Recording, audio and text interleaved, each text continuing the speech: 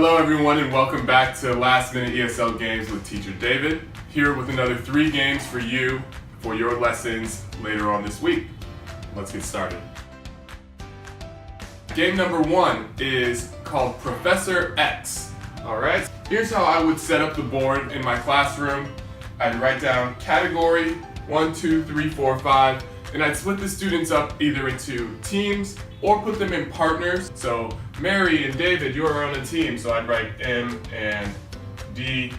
Now here's a prop that I like to use in a lot of my classes. It's a miniature whiteboard. How can you make one of those? All you need to make one of these yourself is a white sheet of printer paper and then a clear folder that you put the white sheet of paper inside of. It's a life hack that will cost you 25 cents per whiteboard. So I give each team a whiteboard and we start the game.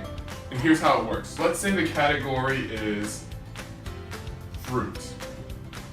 You can use any categories. You could say countries, languages, boys' names, sports teams, depending on the sophistication and the level of English that your students have.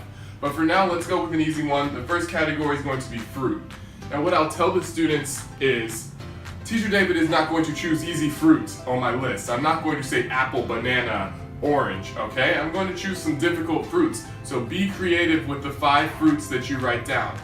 If they write down any of the same fruits that Teacher David wrote down on his list, then they get 1 point, okay? So the goal is to get as many points as you can. So let's go. All right, so word number 1, I wrote down avocado. Who has avocado on their list? I have avocado. Okay, let's see if you have avocado. Oh, yep, she does have avocado, so 1 point to team number 1. The next fruit on the list is pear. Does anyone have pear? No one has pear, so no points. By the way, I would write up on the board as we go the fruits that I wrote down. So avocado, pear. How about mango? Did anyone write down mango? Oh, no one wrote down mango, so no points. Okay? So that's how you go through the game. Professor X. Game number 2 is a paper airplane game. I know what you're thinking, like that's such a waste of paper. I always use scrap paper. Take out a piece of paper, and the students all have to answer the question of the day, whatever it might be. It could be something like, where do you live? And they have to write the question, where do you live? I live in Tejo. And then they write their name on the paper. Then you give them about 3 or 4 minutes time to make their paper airplane. So, I'm terrible at making airplanes, by the way. After they make their airplanes, you want to split them up into teams. Maybe split it in half. This half versus this half. 1 person from each team comes up, so 2 people. And you ask them the question of the day.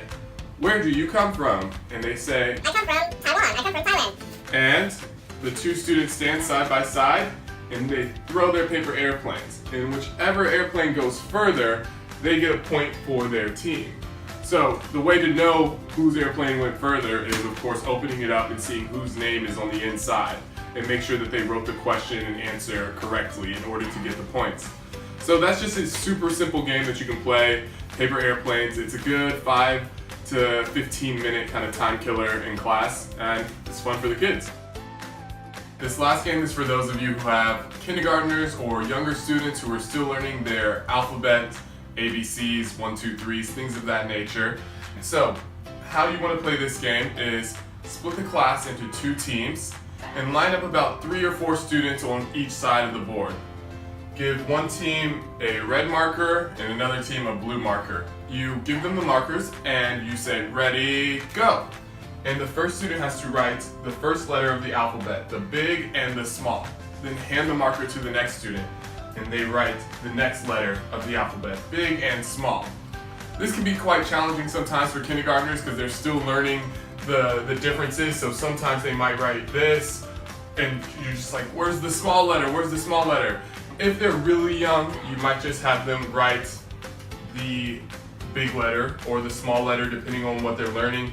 And you can do this all the way to A through Z, Or you can do it just however far they've gotten in the alphabet so far, and then come back to it again when they get further in the alphabet. Another simple game for you to play in class is Alphabet Relay. They get really excited, especially because they're able to come to the whiteboard and show what they know. Alright, that's it for another episode of Last Minute ESL Games with Teacher David. I hope these games go over really well in all of your classes. We'd really appreciate it if you would share these games with other teachers you know that might enjoy learning new games as well. Again, thanks and have a great week.